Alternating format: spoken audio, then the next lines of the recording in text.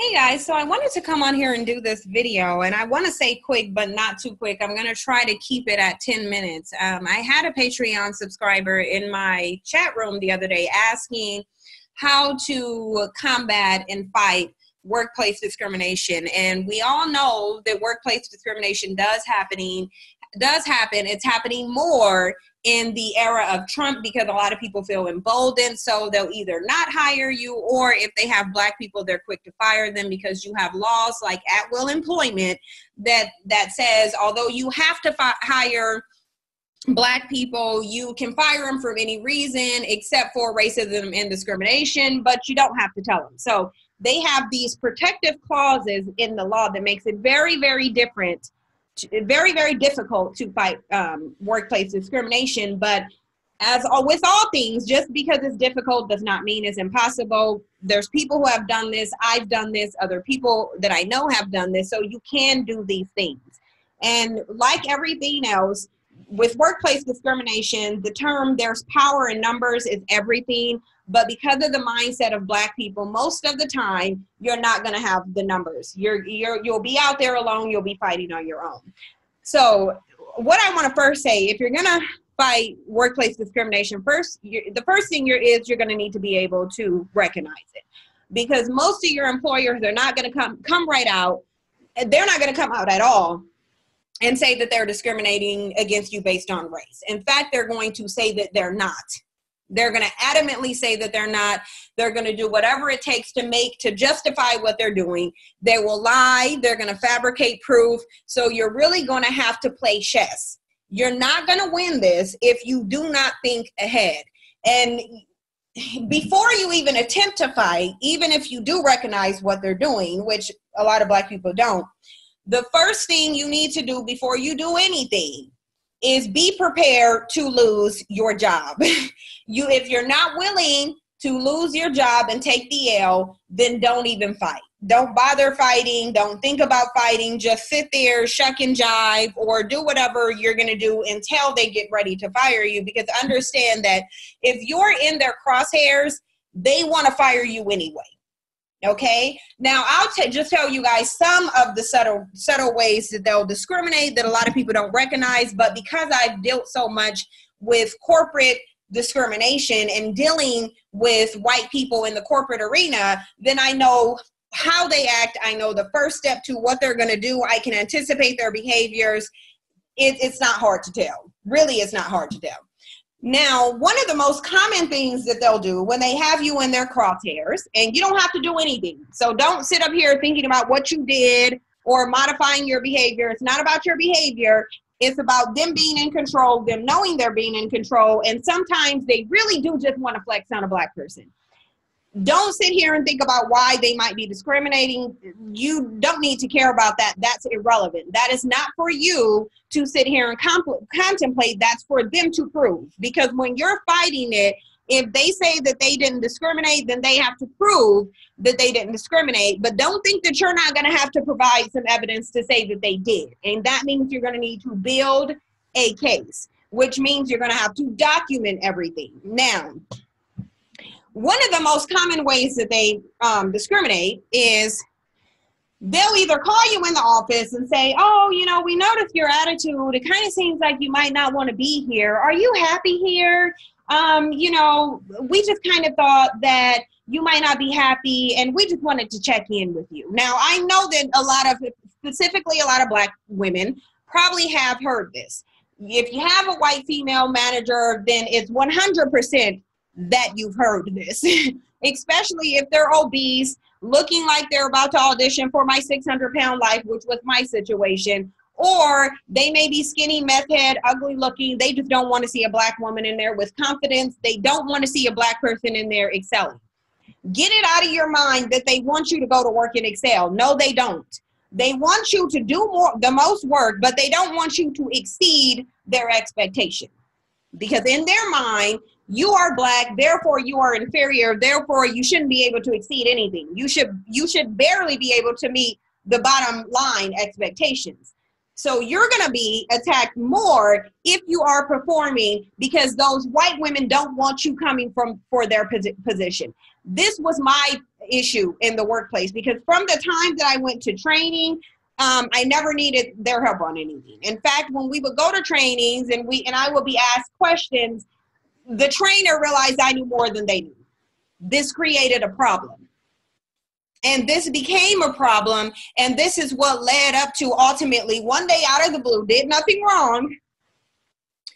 I had my manager, white female, come to me and tell me she was going to change my assignment. This is when I knew, at this very point, this is when I knew to start documenting everything. Okay? A lot of people wouldn't pick up on this, but anytime your supervisor comes to you and they want to change your assignment, give you a demotion, anything other than promoting you, they want to fire you. Okay? And this is the beginning of their process. So this needs to be the beginning of your process. Anything they come to you to do, if they want to give you a warning, a write-up, talk about any behavior, anything they say that they saw, this is the beginning. This is where you need to start your battle. And first you need to ask yourself, do I want to lose this job? But you need to do that and understand that you're going to lose the job anyway, because now they got you in your crosshairs. And I'm telling you, I've told this to multiple Black people. The minute that they told me about their situation, I said, they're going to fire you anyway. You need to do A, B, C, and D. Now, they didn't do it. They got fired anyway. Then they were trying to fight it. And once you get fired and you don't go through these processes, it's nearly impossible for you to prove that they discriminated. Okay? So that's the first clue that they're discriminating. Anything they say about your behavior, your attitude, they want to demote you, they want to dock your pay, they want to put you in another position, unless it's a better one, they're getting ready to fire you. That's just a reality, especially when you know you haven't done anything. At this point, don't try to think about what you've done. Just know that they're discriminating. Okay, so that's the first step. You got to recognize that it's workplace discrimination. Understand what these little nuances look like. Ask yourself if you want to lose your job, and then get ready to start documenting things. You have to stay steps ahead of them. You have to be smarter than them.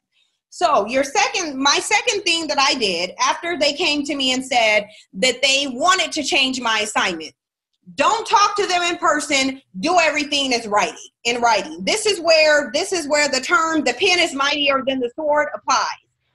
Everything needs to be in writing, because you need to have it documented, preferably by email. Send them an email, get them to respond to the email, because if you do it in email, not only do you have it in writing, you have proof that they received it.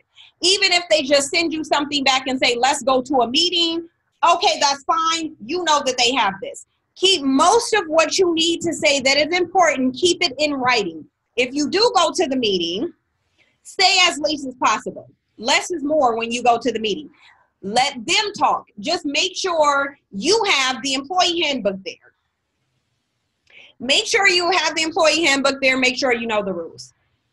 They sent me in a meeting. They brought me into a meeting. Mind you, my attendance never came up, okay? Mind you, they have an attendance policy. I'm not even meeting the basics of what you would have to be meeting to even be in that room, okay? So they came to me and told me that there was an issue with my attendance. Mind you, this is after I told them I don't want my position changed.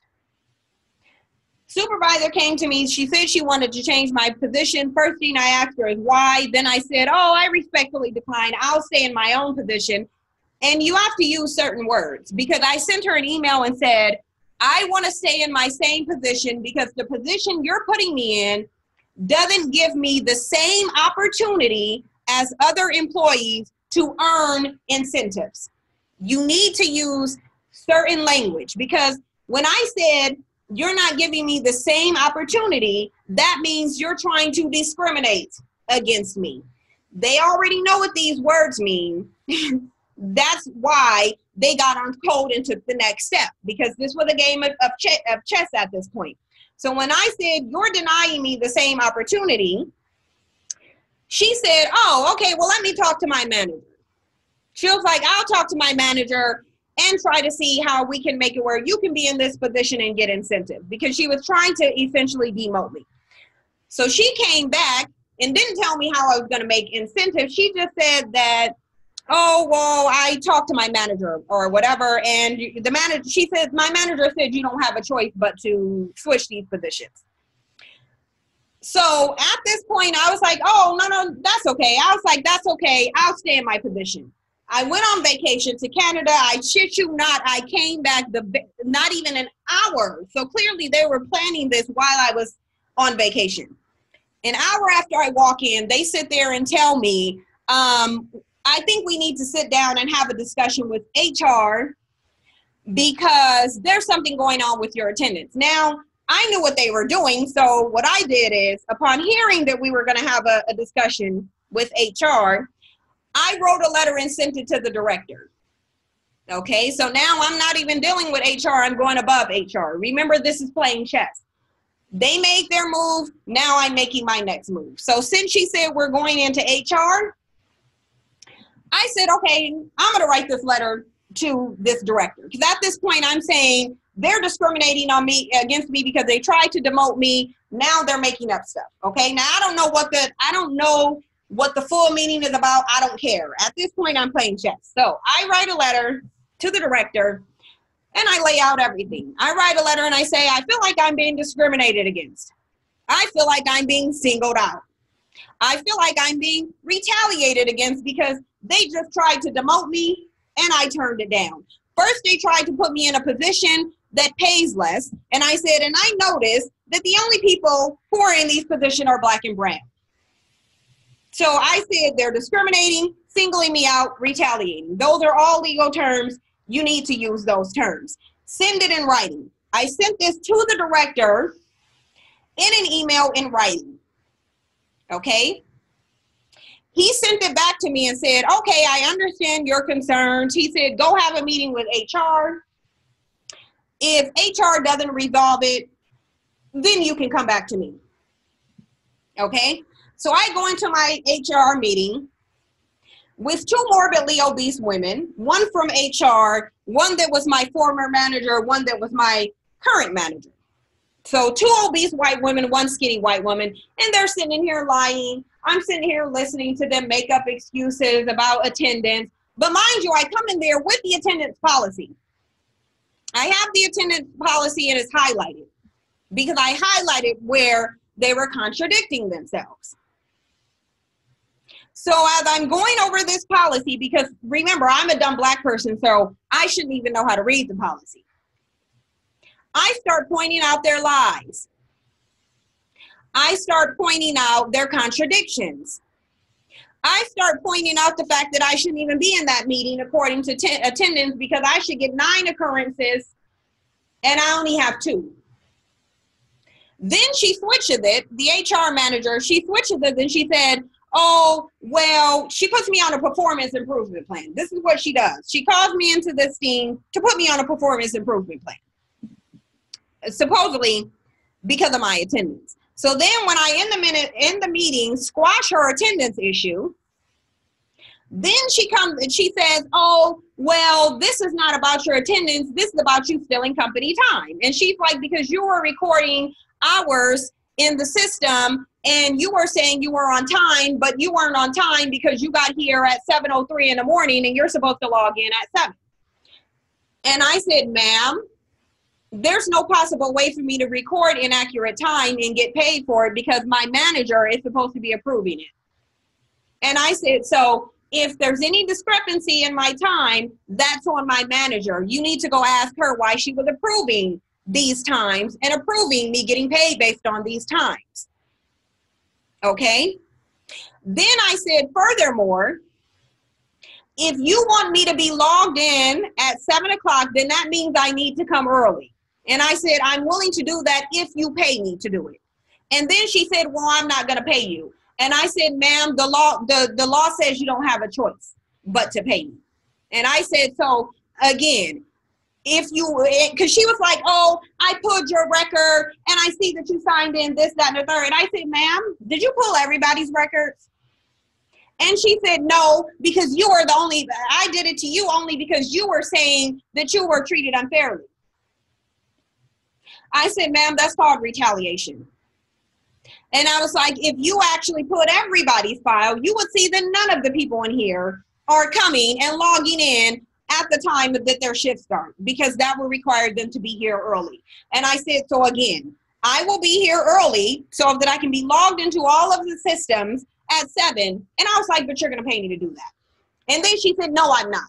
And I said, okay, well, you don't have a choice. This is the law. So then she gets up. She's pissed. She's red-faced. She throws the performance improvement plan across the table, and then she storms out of the room. Okay? So at this point, I get into victim mode, because now I need to be a victim. This is what you need to do in these situations. I'm trying to tell you how to play chess with these people. So I got into victim mode. I had a panic attack and start crying. And now we had nurses on board. So I had a panic attack. I'm crying. I'm breathing into bags. I'm saying I need to take the rest of the day off. They give me the rest of the day off. I go home. I type up a letter, send it to the CEO of the company. That's what I'm doing. On my day off, I'm writing a letter laying out racial discrimination. And now I'm going all in. I'm talking about them wearing Donald Trump shirts at the meeting. I'm talking about these white women ganging up on me. I'm talking about how they allow, I'm putting everything in there. I'm documenting everything, because what you need to do all through your time is document everything.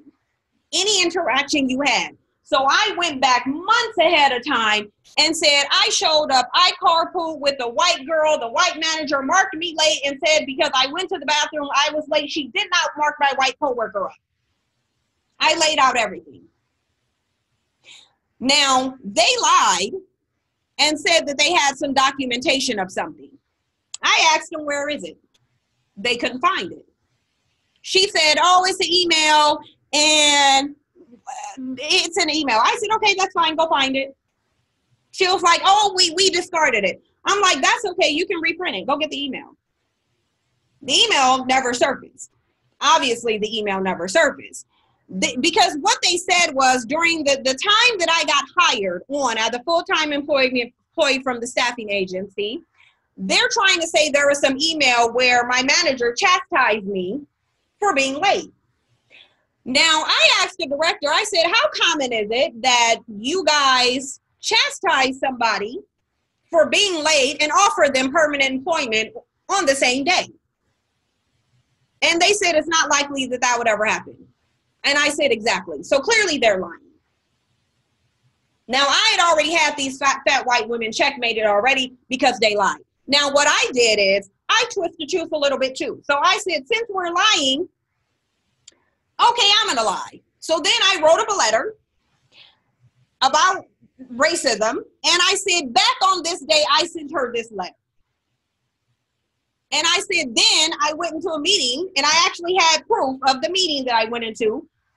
And I said, in this meeting, I told her this manager discriminated against me when she had this white girl come in with me, marked me late, didn't mark her late. Now, the difference is mine was more credible, because even though I fabricated a piece of it, I had some evidence to substantiate it, because I did go into a meeting with HR, and I did talk about that situation, and she did dismiss it. The only difference was that I didn't have a drawn out letter. I had actually drafted up that letter really quickly, dated it for back in August. And then I said, this is the letter I sent her. So all of this that she's doing is from retaliation, because they have this instance of racism. Then I anticipated her next move. She gave me a negative review. She gave me a negative year review, okay? She gave me a negative year review, and then she said, oh, all of these employees, they're sitting here, and they don't like her attitude. She doesn't know how to work with people. This is what she put in my review. So my checkmate said to myself, now I need to get some employee reviews. I said, now I need to get some positive employee reviews to offset her review. So I went around and I told employees that I needed letters of recommendations to get in college. I said, I'm going to grad school. This is why I'm saying you need to play chess, because you're going to need these things. You're going to have to be this strategic. I said, 2 different employees. I said, I'm going to grad school, And I need some letter of recommendations from some people that I work with. Now, most grad schools actually do require this. They not only require you to send in your resume, but they have you send in recommendations. So I was able to get different letters about how much of a great employee I was and how much people loved working with me. I was able to get at least 3 of them, all from white employees. And I had those in a packet to combat her thing. And I said, nope, she's being racist. She's retaliating. I suspected she was going to do that. People don't have an issue with my attitude. She's being a white supremacist. Here are these recommendations. She's saying people don't like me. Here are letters from people saying that they do. So at this point, they call and fly in a coon from Nashville. Only black man at the company. Because I'm telling them, this is racist, y'all are racist. In the midst of doing this, I filed a complaint with the EEOC. I filed a discrimination complaint with the EEOC, and that's the Equal Employment Opportunity Commission. It's the it's a federal government agency that oversees workplace discrimination. In some of your states, it might be called the Bureau of Labor and Industries, the Civil Rights Commission, or the Human Rights Commission, but all of them are the same thing. All of them are under the EEOC. So at this time, I already have a complaint on them. They fly their coon out, and they have their coon threaten me, because now I'm calling them white supremacists, because at this point, now that I've made a claim of racial discrimination, they can't fire you. Now once you make that claim of racial discrimination in writing, where you have to blatantly say they are discriminating against me because I am black, these are the reasons why. Once you write that letter and you send it to them, they cannot fire you. They're not going to fire you, because if they fire you, it's obvious retaliation. So that'll save you at least about 3 to 6 months. If you write that letter, that's going to ensure you're employed for another 3 to 6 months. Because once they do that, they're not going to fire you, because now it looks like retaliation. It's unlawful for you to fire any employee after they've complained about racial discrimination. That is a law. So that's why it's important that you need to do that in writing, and you need to explicitly say they're discriminating against me because I am black. It doesn't matter if they have 50 black people still working there. Doesn't matter. I actually it was me, and there were some black men and other black women. I didn't care nothing about that. I still complained and said, yes, they're discriminating against me because I'm black. I don't care about what they're doing to those black people. I'm black. They're discriminating against me because I'm black. I don't have to justify why they're not doing it to other people. They're doing it to me. So after you write that letter, everything else from there, you need to document. They're going to try to be nice to you. They're going to try to act like they're kind. They're going to smile in your face. I don't care about none of that. I actually told the director, I don't even want these women talking to me. What the director did is he reversed everything that they did. He said, okay, you're not on the performance improvement plan. We're going to take that away. You can have your same position. We'll even change your supervisor. Then they said the situation was resolved. And I said, no, it's not. I said, it's not resolved because you need to go do something about those white women who lied. And I said, the fact that you're not doing anything about those white women who lied is why it's discrimination, because if it were me, you would do something to me. So to make a long story short, I continued with my written documentation. I sent in a timeline to the EEOC. The EEOC got back to me and said, it looks like you should go to mediation with your company. I had a black female mediator. So clearly, I really feel like the ancestors was looking out. I felt like the ancestors were looking out. I had a black female mediator. She set up mediation between myself and the company. And ultimately, the company agreed to pay me to leave. They agreed to pay me to leave. Because I had built my case that strong that we went to mediation. Now, mediation is very rare. They will tell you that in the EEOC, it is very rare that you go to mediation. But for some reason, they picked mine and said, we think you will benefit from mediation. If the company disagrees, they said mediation is voluntary, but if the company disagrees, we'll launch a full investigation. And they said, if you don't agree to mediation, we're going to dismiss your claim. So we went to mediation. And through that mediation, the company, they had an attorney. I spoke to their dumb attorney. I knew more than she knew. She tried threatening me. She actually tried to threaten me to sue me. We agreed to a certain amount of money, but I said, I'm not going to take this money unless you pay the taxes on it too. And I said, because I'm not interested in paying any taxes. So they decided ultimately to pay the taxes on the money as well. Then what they did is they divided it in two separate checks and two separate W-2s, so I didn't even have to pay taxes on it anyway. I didn't even have to pay taxes on it anyway. So it worked out for me. So to take away from this video, the way that you fight it is to be vigilant, understand that anything they say to you that is negative, this is your first indication that they're going to fire you. You need to immediately write a letter of discrimination. Even if you don't believe they're discriminating, still write the letter. It's not about what you actually believe. You need to play chess. Now, I've never actually played the game of chess, but I know the basic point of chess is that it's a game of strategy. You have to outsmart your person. You have to think ahead. You have to get inside their head. So I asked myself, what would I do if I am an obese, disgusting, nasty, insecure caveling who doesn't want to see a black woman there working? I said, what would I do?